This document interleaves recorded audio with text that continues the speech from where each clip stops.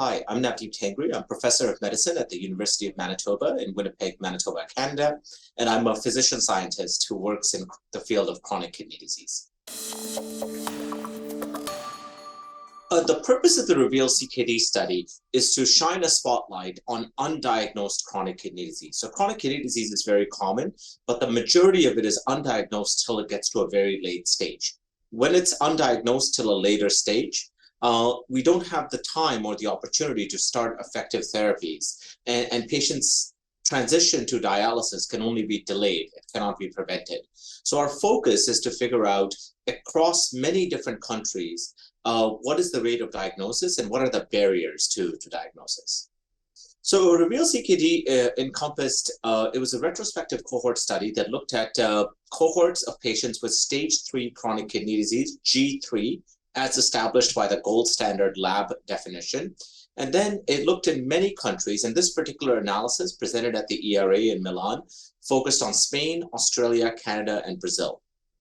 And the primary purpose of the study was to look at patients who had stage G3 chronic kidney disease confirmed by lab criteria, but whether they did or did not have a corresponding claim recorded, or an ICD code recorded for chronic kidney disease after they had met the lab definition.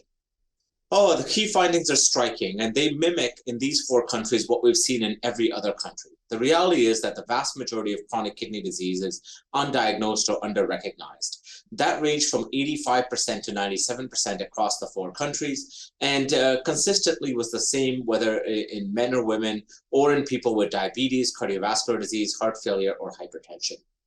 In other presentations related to REVEAL-CKD and in other studies that are related that I've been proud to be a part of, we've shown that when kidney disease is diagnosed, good things happen. Physicians tend to pay more attention to the patient.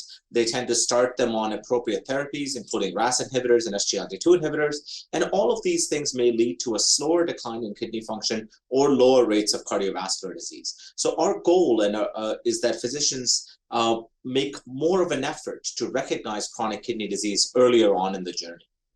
My take-home message is when you see chronic kidney disease in the lab, recognize it in the claims and recognize it in the electronic medical record.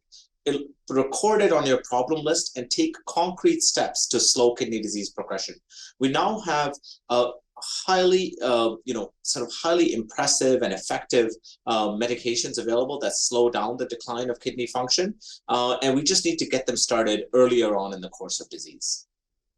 So the next steps, I think, are more proactive studies from me, or more proactive interventions that enable earlier diagnosis. I think what we need to do is automate some of these processes or flag patients for doctors when they have CKD stage 1, 2, or 3, and not have the diagnosis wait till 3B or stage 4. So I think when we can put some of these prompts in the lab or in the EMR, we can make it easy and seamless for the diagnosis to happen. I'm confident once the diagnosis happens, physicians take the right steps on treatment.